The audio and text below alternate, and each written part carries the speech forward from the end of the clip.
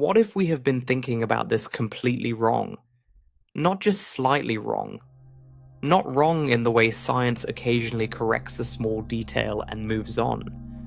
Wrong in the way that flips the entire picture upside down and forces you to look at the most violent, most extreme, most seemingly destructive objects in the known universe and ask whether there might actually be the opposite of what we assumed. What if every black hole is a beginning?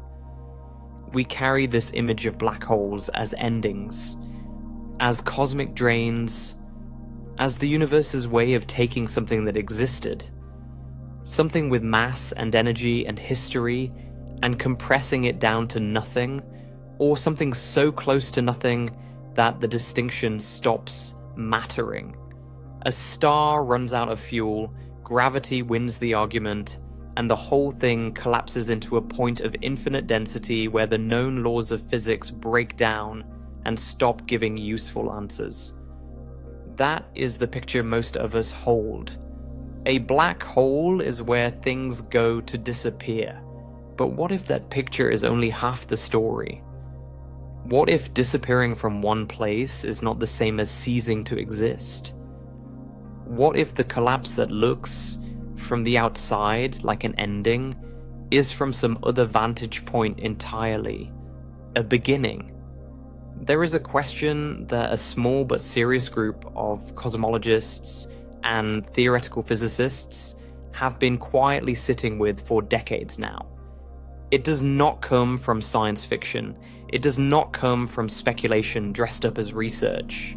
It comes from pushing the equations of general relativity and quantum mechanics as far as they will go, and then asking what happens in the space where they refuse to agree. The question is this: when a massive star collapses and a black hole forms, could that collapse, under the right conditions, seed the formation of an entirely new universe? Not a metaphor for a new universe, not a region of space that resembles a universe, an actual, separate, causally disconnected universe, expanding on the other side of something we can never directly observe. That idea should make you uncomfortable, not because it is absurd, but because of what it means if it is even partially correct. Because if collapsing stars can birth new universes, then black holes are not the destroyers we named them after. They are hidden architects. They are the most violent objects in space doing the quietest, most generative possible work. They are endings that are also somehow firsts, and the universe we live in, the one we were born into, the one we assume is simply the universe, might itself be sitting inside the aftermath of a collapse that happened somewhere else, in some other cosmos that preceded ours, in a chain of creation that stretches back further than any telescope could ever reach. That is the terrifying part. Not that black holes are dangerous, though they are. Not that they warp space and devour light and stretch time into shapes we struggle to visualize. The terrifying part is that they might be running an experiment we cannot see. That every time a star collapses somewhere in this galaxy, something else might be starting. Something we will never have access to. Something that will never have access to us. And we would have no way of knowing. But here is the tension that makes this more than a thought experiment. General relativity, the theory that handles gravity and large-scale structure, predicts that at the center of a black hole, the math produces a singularity, a point where density becomes infinite and the equations collapse into nonsense. Most physicists treat this as a signal that the theory is reaching its limits, not a description of something that actually exists. Quantum mechanics, on the other hand, resists infinities. It resists singularities. It demands that information is preserved, that something must continue even where classical descriptions fail. These two frameworks, each extraordinarily successful on its own terms, disagree profoundly about what happens inside a black hole. And in that disagreement, in that unresolved gap between what we know and what we cannot yet reconcile, is exactly where the idea of universe creation finds its footing. We are not going to pretend there is a clean answer here. There is not. What there is evidence worth examining, competing interpretations worth understanding, and a set of limits worth knowing honestly. Because the question of what black holes actually are, what they do at their core, and whether they could be connected to our own origin is not settled. And anyone who tells you otherwise is not doing physics. They are doing something else. So let us start from the beginning, or what we thought was the beginning. Picture a star. Not a small one. Something many times more massive than our sun, burning through its nuclear fuel for millions of years, fusing lighter elements into heavier ones, holding itself together through a constant negotiation between two opposing forces. The outward pressure from all that nuclear burning pushing against the inward pull of its own gravity. For most of its life, those two forces stay in rough balance. The star holds its shape, it shines, then the fuel runs out. When the core of a massive star exhausts its supply of fusible material, that outward pressure drops away almost instantly. There is nothing left to push back. And gravity, which has been patient the whole time, suddenly wins without a fight. The core collapses in less than a second. What was a volume of space the size of a city disappears into something smaller than a city block. Then smaller still, releasing an enormous shockwave that tears the outer layers of the star apart in a supernova explosion visible across entire galaxies. But the core keeps falling inward. If what remains is massive enough, nothing stops it. Not electron pressure, not neutron pressure, nothing we know of. The collapse continues until something happens that our current physics cannot fully describe. What is left behind is a black hole, not a hole in space the way we picture holes. That word has always been misleading. A black hole is not an absence, it is a presence, an extreme concentration of mass compressed into a region so small and so dense that the curvature it puts into space-time becomes, at a certain boundary, inescapable. That boundary is the event horizon. And the event horizon is one of the most precisely defined concepts in modern physics. Even though nothing about it looks unusual from the outside, and nothing marks it in space, here is what the event horizon actually means. It is the surface at which the escape velocity, the speed something would need to move in order to leave, equals the speed of light. Inside that boundary, there is no trajectory, no path, no direction in space-time that leads outward. Not because something is blocking the way, because the geometry itself no longer allows it. Space-time inside the event horizon is curved so severely that all paths, even paths taken at the speed of light, lead further inward. Information cannot get back to outside observers. Not signals, not light, not any influence whatsoever. The event horizon is not a wall. It is a one-way valve built into the structure of space itself.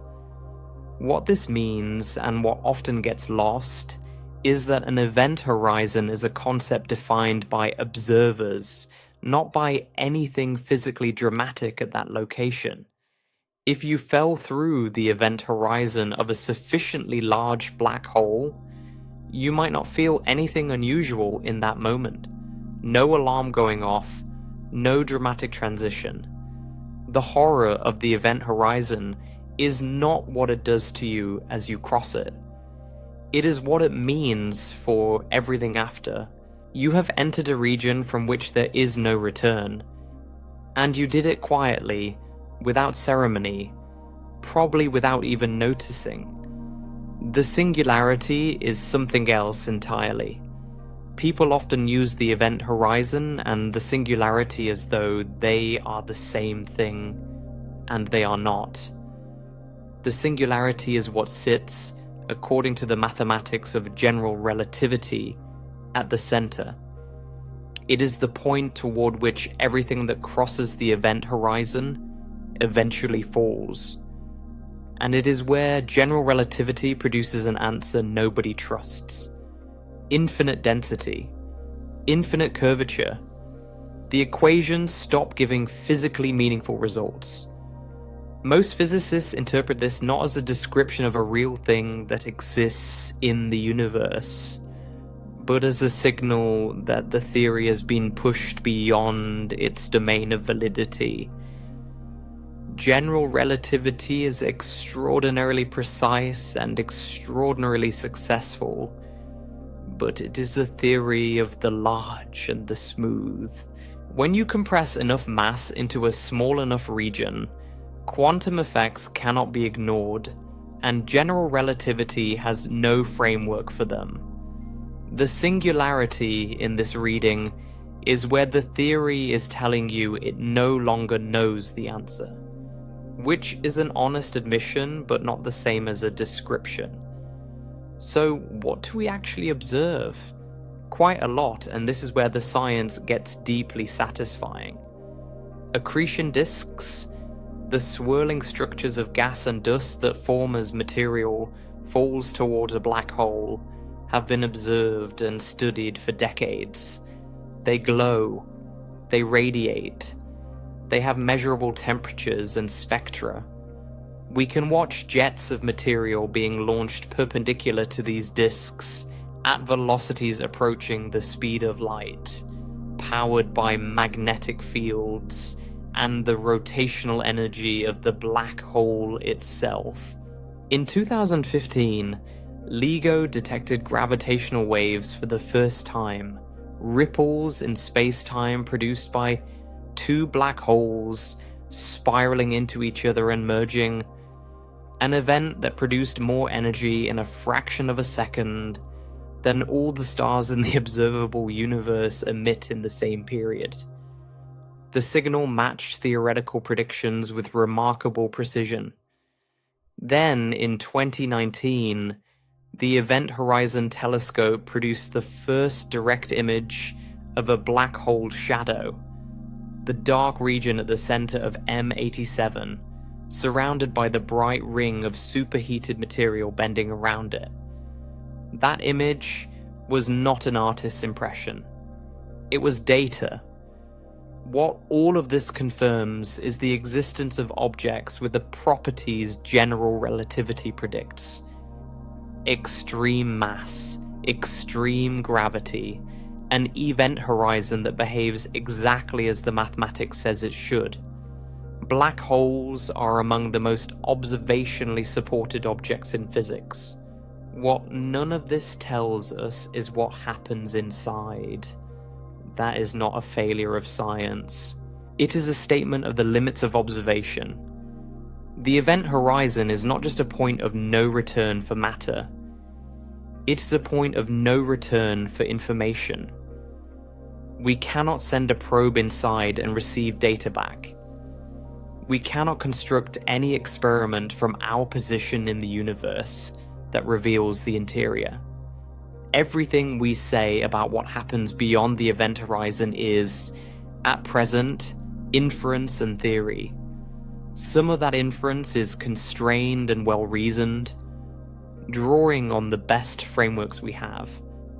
Some of it is extrapolation into territory where those frameworks disagree with each other, and some of it sits in that honest, uncomfortable space where we simply do not know. that distinction matters. Because the question of whether black holes might be creating new universes is not a question about what we observe. It is a question about what happens in the one place we cannot look, where the physics that works so well everywhere else stops working. Where the two greatest theories in modern science point in different directions and neither one has won the argument yet, that is where the real conversation begins. So, what does it actually mean for a theory to fail? Not to be wrong in the ordinary sense, where you run an experiment and the numbers come out differently than expected. Something stranger than that. General relativity fails at the singularity the way a map fails when you walk off the edge of it. The map was accurate everywhere you used it. The roads were where it said they were, the distances were right, and then you reached the boundary and the map simply ended, and beyond that there was nothing printed, no guidance, no confession that the territory continues without it. The singularity is where the equations of general relativity produce answers that cannot correspond to anything physically real. Infinite density, infinite curvature, values that increase without bound. When a well-tested mathematical theory starts returning infinities, the standard interpretation among physicists is not that infinity is actually there. It is that the theory has reached the edge of its own map. This is not a new situation in physics. It has happened before. Newtonian gravity worked extraordinarily well for centuries.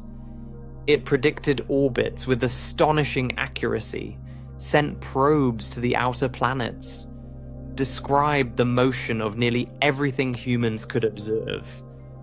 But push it toward very high velocities or very strong gravitational fields, and it starts producing answers that do not match reality.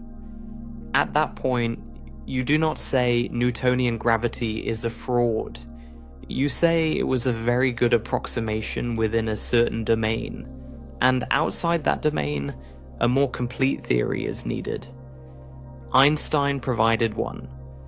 General relativity replaced Newtonian gravity not by discarding it, but by containing it, showing that Newtonian mechanics was a limiting case of something deeper. Most physicists suspect the same thing is happening now with general relativity and the singularity. The theory is not wrong in any general sense. It is spectacularly correct at every scale we can test it. But inside a black hole, in the regime of extreme density and extreme curvature, it is likely hitting the boundary of its own domain. What lies beyond that boundary is where a deeper theory should speak, and we do not have that theory yet. The reason we do not have it comes down to one of the deepest tensions in all of modern physics. General relativity and quantum mechanics are both extraordinarily successful. Between them, they describe virtually everything we observe. General relativity governs the large-scale structure of space-time, gravity, the motion of massive objects, the curvature of the universe. Quantum mechanics governs the behavior of particles at small scales, the way energy is exchanged, the probabilistic nature of physical events at the subatomic level. And the two theories do not speak the same language. They are built on different mathematical foundations and make different assumptions about the nature of reality. And in most circumstances, this does not matter because the scales on which each one operates rarely overlap. But inside a black hole, they are forced together. You have something with the mass of a star compressed into a region so small that quantum effects are not just relevant, they are unavoidable. And at that intersection, the two theories stop agreeing. neither one can tell you with confidence what is actually happening. That is precisely why the singularity persists as an open problem, not just a solved equation waiting to be confirmed. Then there is the information problem. This one goes deeper, and it has disturbed physicists for decades in a way that the singularity alone does not. Quantum mechanics is built on a principle that information is conserved. Not matter, not energy in any simple sense, but the information encoded in the quantum states of a system. The precise arrangement of particles, their spins, their positions, their entanglements. In quantum mechanics, that information cannot be destroyed. It can be scrambled beyond any practical hope of recovery, but in principle it is always still there, encoded in the system somewhere. The universe in this picture keeps its books perfectly. Black holes seem to violate this. Stephen Hawking showed in 1974 that black holes are not perfectly black. They emit a faint thermal radiation now called Hawking radiation, produced by quantum effects near the event horizon. Over an enormous span of time, this radiation causes a black hole to slowly lose mass and eventually evaporate entirely. And the radiation, as Hawking originally described it, is thermal. It carries no information about what fell in. It is featureless, characterless, indistinguishable regardless of whether the black hole formed from a collapsed star, a cloud of hydrogen, or a library of books. If Hawking radiation truly carries no information, and if the black hole eventually evaporates completely, then all of that information is simply gone, destroyed, and that is not allowed by quantum mechanics. This is what physicists call the black hole information paradox, and it is not resolved. Various proposals have been offered over the years. Some argue the information is secretly encoded in subtle correlations in the Hawking radiation that we have not figured out how to track.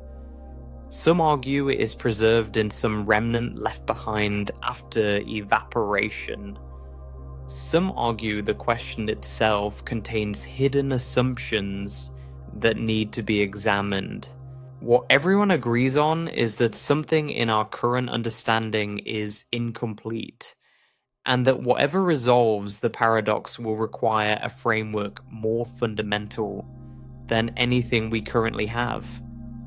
That framework, when it comes, is likely to be a theory of quantum gravity.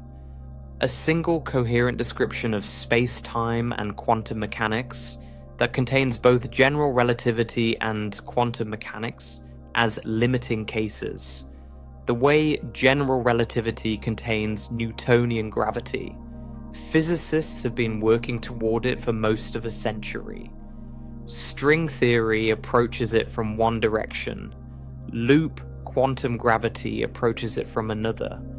Several other programs exist in various stages of development. None of them is finished. None of them has produced predictions that have been confirmed by experiment in a way that decisively validates the theory. Quantum gravity is the largest open problem in fundamental physics, and it lives most urgently inside the black hole. What this means, and here is where it becomes genuinely interesting rather than just technically complicated, is that the interior of a black hole is a region where nothing we currently believe about the universe is guaranteed to hold.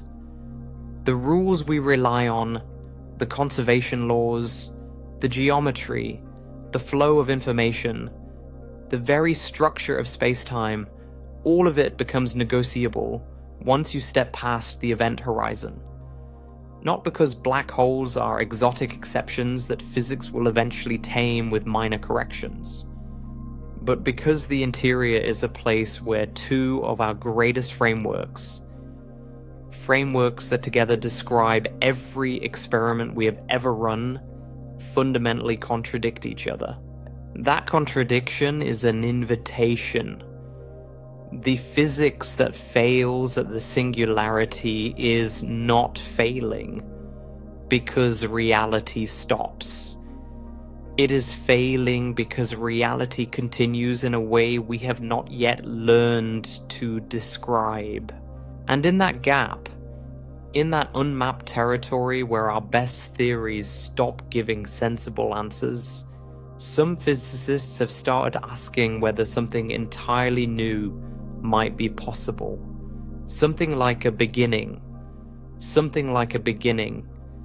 This is the point where the idea turns from black holes as endings into black holes as transitions. Not transitions in the poetic sense, in the technical sense. The proposal in some versions of quantum gravity and some speculative cosmological models is that gravitational collapse does not continue all the way to a true singularity. The crushing does not go on forever. The density does not rise to an actual infinity. Instead, at some extreme threshold where quantum effects become dominant, the collapse halts, reverses, or transforms. What looked from the outside like a terminal implosion becomes, at least mathematically, a bounce. That word matters. A bounce is not just a softer singularity. It is a completely different outcome. Instead of space-time being driven into a point where the theory breaks and nothing meaningful can be said beyond it, the geometry changes character. Compression gives way to expansion. The interior does not end in a place where physics stops. It passes into a new region where space-time continues, but in a radically unfamiliar form. And from the inside, if such a region could be experienced at all, it might not look like the interior of a black hole. It might look like a beginning. A hot, dense, rapidly expanding state.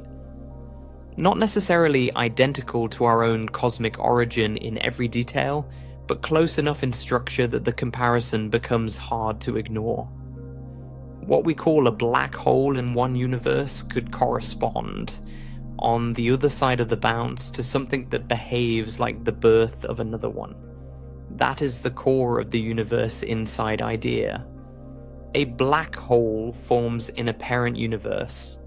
Matter collapses inward. General relativity pushes towards singularity. Quantum gravity, if it intervenes in the right way, prevents infinite compression. And the result is an expanding space-time region with its own internal history, its own arrow of time, its own future. A baby universe, not floating beside the old one, but emerging from a process hidden behind the event horizon.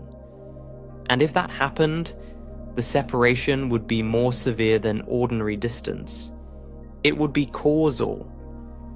Once formed, that internal expanding region could be cut off from the parent universe in such a way that no signal from inside could return and report what happened. To observers in the parent universe, there is only a black hole. To hypothetical observers inside the new region, there is only their universe. Each side could be real, and each side could be permanently inaccessible to the other. This is part of why the idea has such a hold on the imagination. It sounds like the ultimate secret passage in nature. For decades, people have connected black holes to wormholes, tunnels, Einstein-Rosen bridges, hidden corridors linking one space-time region to another. These concepts are related in the broad sense that they all come from strange solutions to Einstein's equations, and they all suggest that space-time may be more flexible than common sense allows. but they are not interchangeable. A wormhole stable enough to travel through is one thing. A black hole interior that undergoes a bounce into a new expanding space-time is another. Public imagination often blends them together into one dramatic picture. Physics does not give us that luxury so easily, because this is where caution matters. Mathematical possibility is not the same as physical reality. A set of equations may allow a bounce under certain assumptions. A model may show how a collapsing interior could transition into expansion. But a model is not yet nature. Even a physically motivated model, one grounded in serious attempts at quantum gravity, is still not direct evidence that black holes actually create universes. The distance between can happen in mathematics, might happen in a realistic theory, and does happen in the cosmos is enormous. So the idea is not established fact, it is not the consensus view. It is a possibility opened by the failure of our current theories at exactly the place where they fail most dramatically. And that is what makes it so difficult to dismiss completely. Once the singularity stops being a literal endpoint, the question changes. It is no longer what gets crushed out of existence inside a black hole. It becomes what, if anything, begins there instead. And this is the point where the idea stops sounding like pure science fiction and starts touching questions some cosmologists genuinely care about. Not because they think the case is closed, not because black holes giving birth to universes has been demonstrated, but because the idea tries to do something ambitious that theoretical physics is always struggling to do. It tries to explain why our universe looks strangely well-tuned for complexity without simply shrugging and calling it luck. One of the most well-known versions of this is called cosmic natural selection. The basic thought is unsettlingly simple. If black holes can produce new universes, and if those new universes inherit physical laws or constants that are almost, but not exactly, the same as the parent, then universes that are better at making black holes would leave behind more descendants.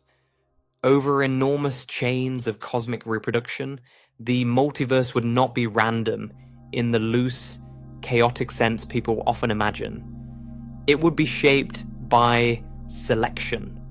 Not biological selection, cosmological selection. In that picture, a universe is not favored because it produces life. It is favored because it produces black holes.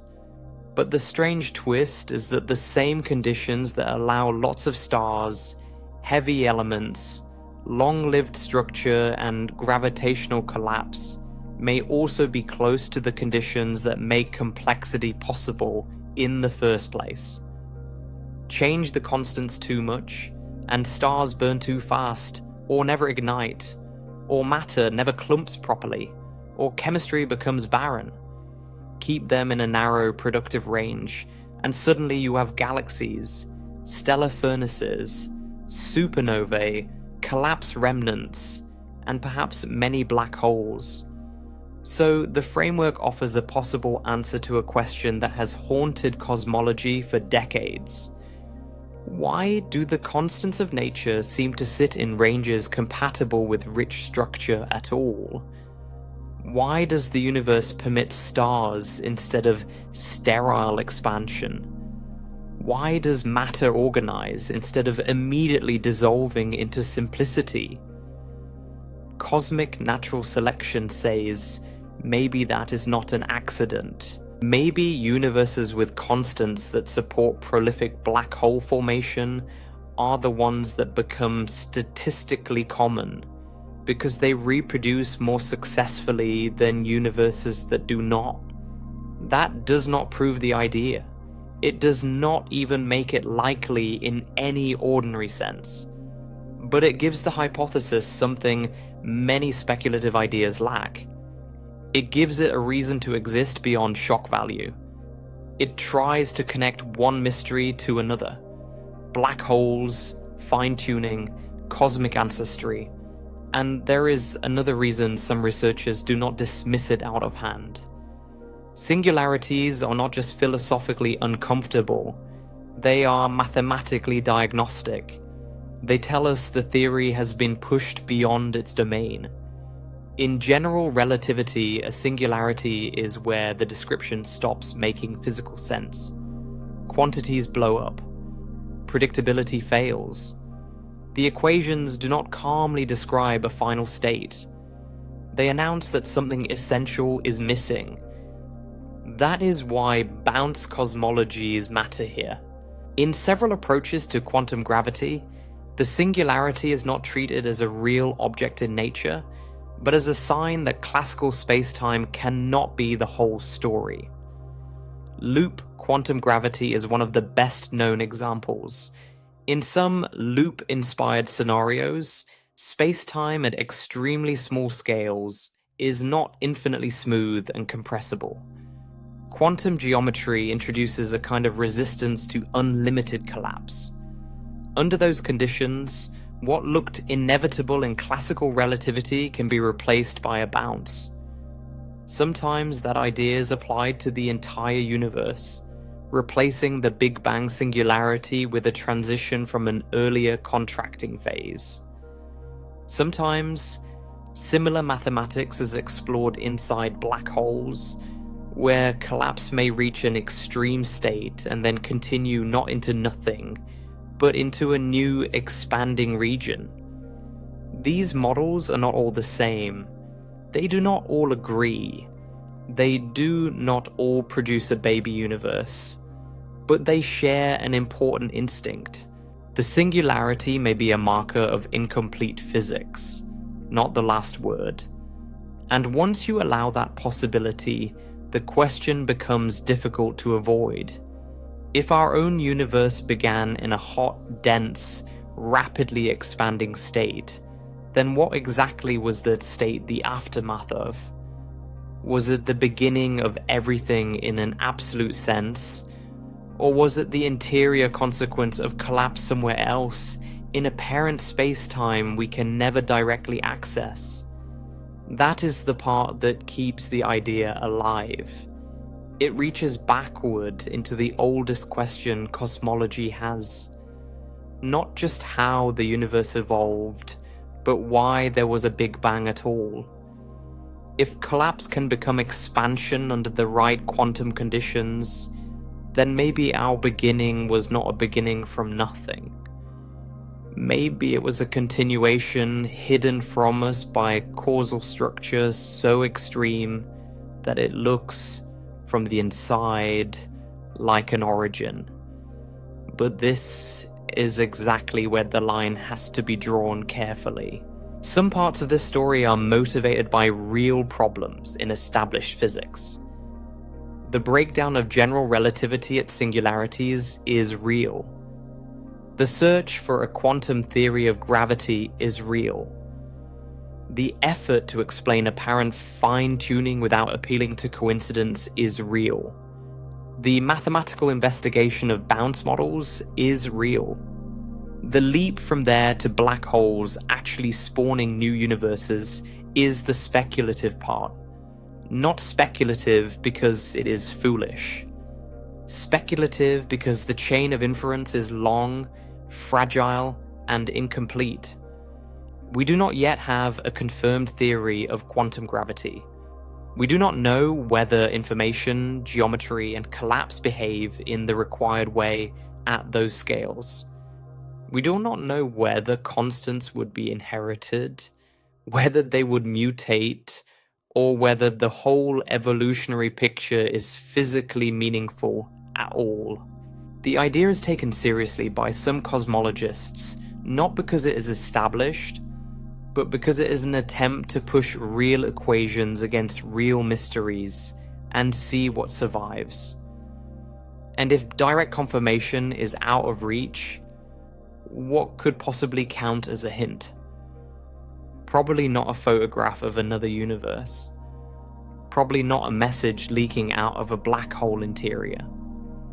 If baby universes are causally sealed off, then the evidence would have to be indirect. Researchers would look for signs that our universe's constants sit near values that maximize black hole production. They would ask whether small changes in particle masses or interaction strengths would produce fewer stars, fewer heavy elements, fewer collapsed remnants. They would examine whether candidate quantum gravity models naturally replace singularities with bounces rather than dead ends. They would search for consistency, for explanatory power, for predictions that survive contact with observation. There may also be clues in the early universe itself. If the Big Bang was not an absolute beginning, but a bounce of some kind, there could be subtle imprints in primordial structure, gravitational phenomena, or the way inflation-like behavior is modeled.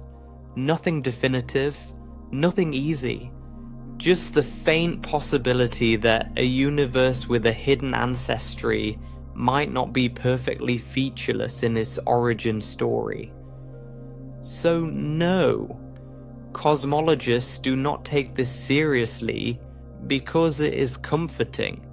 They take it seriously when they do because it sits at the intersection of several unsolved problems and offers a framework, however speculative, that ties them together. And that is where the idea becomes dangerous. Because if black holes are not just graves, but seeds, then the universe may not be a one-time event. It may be part of a vast reproductive chain of collapsing parents and expanding offspring. And if that is true, then black holes are not merely places where matter disappears. They are where reality starts over. And once you let that thought in, it does not stay politely contained inside physics. It spreads. Because the terrifying part is not just that black holes might create new universes. The terrifying part is what that possibility does to our sense of where we are. If our universe is the interior outcome of a black hole in some larger parent cosmos, then the Big Bang stops being a clean, absolute beginning. It becomes something more unsettling. Not creation from nothing. Not the first page. More like an emergence from a process we can never witness from the outside. A birth that was also, from somewhere else, a collapse. That is an existential shock disguised as a cosmological model. We are used to asking where the universe came from as if the question points toward a final answer. A true origin. A bedrock event. But this idea cuts underneath that expectation. It suggests that what we call an origin may only be a local beginning, meaningful from inside our own space-time and nowhere else. The start of our history, not necessarily the start of reality. And if that is true, then perhaps the same is true again and again and again. Universe after universe. Collapse after collapse. Interiors blooming beyond horizons. Cosmic genealogy without a first ancestor anyone can identify. That changes what a black hole is in the most disturbing way possible. We have spent decades treating them as endpoints, stellar graves, regions of no return, places where information, matter, and structure fall past a boundary and vanish from the rest of the observable world. But if even some version of the baby universe idea is right, then a black hole may not be only a grave. It may also be a generative machine, a reproductive organ of the cosmos. And that phrase sounds absurd until you realize how cold it is. Because reproduction does not care about meaning. It does not care about beauty. It does not care about intelligence except insofar as intelligence accidentally appears inside the process. If universes are selected, in some broad statistical sense, for how effectively they produce black holes, then life may not be central at all. Life may be a byproduct of a universe that happens to be good at making stars, heavy elements, and collapse. Conscious beings may emerge not because reality is aiming at awareness, but because awareness can exist in the same physical environment that efficiently manufactures the next generation. That possibility lands with a kind of insult. We like to imagine that intelligence matters cosmically, that observers occupy a special position because the universe becomes aware of itself through us. Maybe that is true in some philosophical sense, but in this picture, intelligent life could be incidental, a side effect, foam on the surface of a much older and much less personal mechanism. Or worse, intelligence could matter only indirectly, not as the goal, but as a catalyst. If advanced civilizations ever learned how to create black holes, manipulate extreme energy densities, or alter the conditions under which collapse occurs, then intelligence itself could become part of the reproductive pattern without ever being the point of it. A universe might produce life because life eventually builds the technologies that produce more black holes. And those black holes, in some speculative chain beyond anything we can currently test, might produce more universes. In that case, civilizations would not be the culmination of cosmic history. They would be instruments inside it, not heirs, not chosen witnesses, tools, and maybe that goes too far. Maybe black hole production by intelligence has nothing to do with any of this. Maybe life remains completely irrelevant to the larger process. But neither option is comforting. Either we are unnecessary, or we are useful in a way that strips away the stories we tell about purpose. Then there is the other kind of terror, the quieter one. If every black hole hides a reality on the other side, then the universe is not just larger than we thought. It is partitioned in a way that may be absolute. Entire realms of space-time could exist behind horizons that are not merely difficult to cross, but fundamentally sealed off from us. Not hidden because our instruments are weak. Hidden because causal structure itself forbids access. That means the cosmos may be full of realities that are, in a very strict sense, forever inaccessible. Not distant enough to be unreachable in practice. Unreachable in principle. There is something deeply unsettling about that. Science is built on the belief that reality, while difficult, is in principle open to investigation. We may not know yet. We may need better mathematics, better telescopes, better experiments, but the horizon of ignorance is usually treated as movable. This idea introduces a harder boundary. It says there may be truths that are not merely unknown, but unobservable by design. Entire universes that leave behind only indirect hints in the structure of our own, and can never be entered, contacted, or confirmed in the ordinary sense. Knowledge would not just be incomplete, it would be structurally trapped. And that matters because it forces a brutal question. What counts as real if no signal can ever pass between domains? If a universe exists behind a causal wall with no possible exchange of information, is that a scientific claim, a metaphysical claim, or something uncomfortably in between? The frightening part is not that the question has no answer. The frightening part is that physics itself may lead us to the edge of that answer and then deny us the final step. We could be living inside a system whose full architecture can never be mapped from within. Creatures inside a sealed chamber, inferring the shape of a larger machine from the pressure patterns on the walls. And maybe that is what makes the whole idea so disturbing. Not that it has been proven, it has not. Not that black holes definitely create universes. We do not know that. The fear comes from something subtler. The hypothesis attacks categories we rely on to stay oriented. Origin stops meaning absolute beginning. Death stops meaning final end. A black hole stops meaning disappearance. A universe stops meaning everything. Even reality itself becomes provincial. Local. Interior. What we call the cosmos may be only one enclosed region in a chain with no visible top, and no accessible outside. Our beginning may be someone else's aftermath.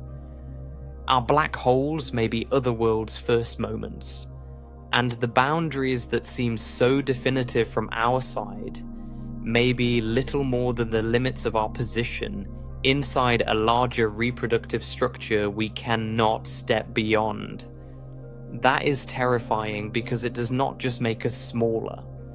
It makes the most basic words we use to describe existence feel unstable. So where does that leave us? Somewhere uncomfortable, which is usually where the most interesting science begins, because there is an important distinction we have to protect if we want to think clearly about this. Black holes are not speculative. Their existence is supported by overwhelming evidence. We see stars orbiting invisible masses. We detect gravitational waves from black hole mergers. We image the glowing environment around horizons. General relativity predicts these objects with extraordinary success, and observation keeps meeting it there. That part is solid. What is not solid, at least not yet, is the leap from black hole to new universe. That is the frontier. That is the interpretation. A serious one in some corners of theoretical physics, but still a hypothesis. We do not have direct evidence that a collapsing region of space-time becomes the interior of another cosmos.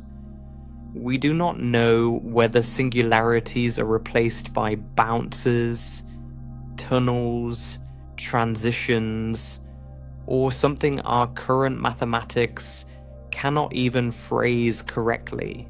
And we definitely do not know whether our own universe began that way. So the honest position is narrow, but not empty. We know black holes are real. We know our current theories break down in their deepest regions. We know the Big Bang also points back to a regime where our equations become unreliable. And we know that when two great failures in physics begin to rhyme with each other, people start wondering if they are parts of the same hidden story. That is one reason the universe inside idea refuses to go away. Another is that it does something physicists are always tempted by. It connects mysteries instead of multiplying them. It offers, at least in principle, a way to think about cosmic beginnings without demanding a beginning from nothing. It suggests that what looks like an endpoint from one side could look like an origin from another. It creates a bridge, however speculative, between gravitational collapse and cosmology, between death and birth, between the inside of a black hole and the outside history of a universe. And even if that bridge turns out to be wrong, the instinct behind it is not irrational. Physics advances by taking places where the map ends and asking whether two edges actually touch. There is also a deeper reason the idea remains compelling. the universe often turns out to be less divided than our common sense expects. Space and time turned out to be one structure. Matter and energy turned out to be convertible. Gravity turned out not to be a force in the usual sense, but geometry. So when theorists look at a singularity in a black hole, and a singularity at the beginning of the universe, and wonder whether these are not separate absurdities, but the same unresolved problem viewed from different angles, that is not fantasy.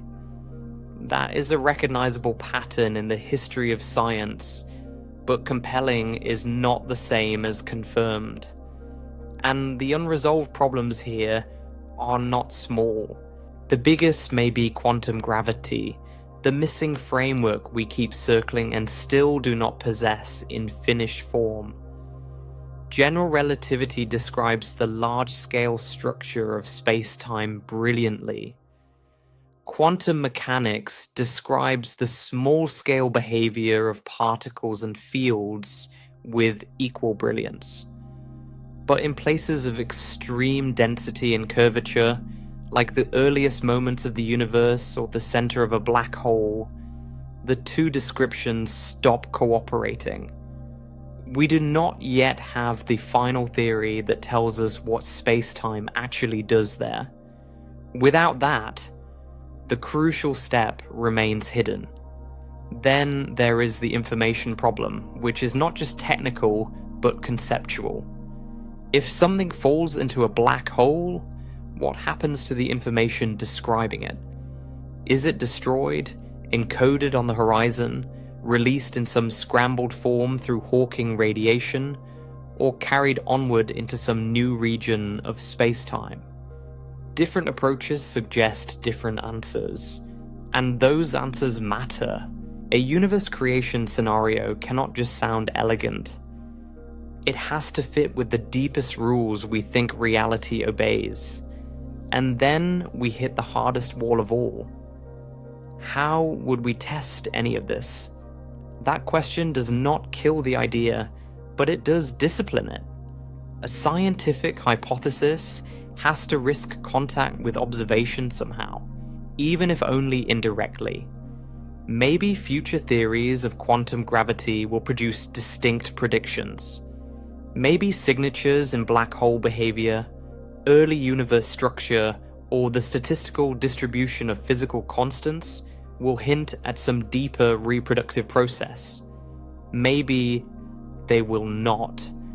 Maybe the whole idea will remain mathematically suggestive and empirically out of reach. If so, that matters. Because there is a difference between a possibility that expands physics and a possibility that drifts into metaphysics wearing a lab coat. The border is not always sharp, and honest scientists know that. But the border matters anyway. So what can we know from here? We can know that black holes are real enough to reshape stars, galaxies, and the geometry of space-time itself. We can know that our best theories become incomplete where black holes and cosmic origins press hardest against them. We can know that some of the most serious minds in cosmology have explored the possibility that these two mysteries are connected.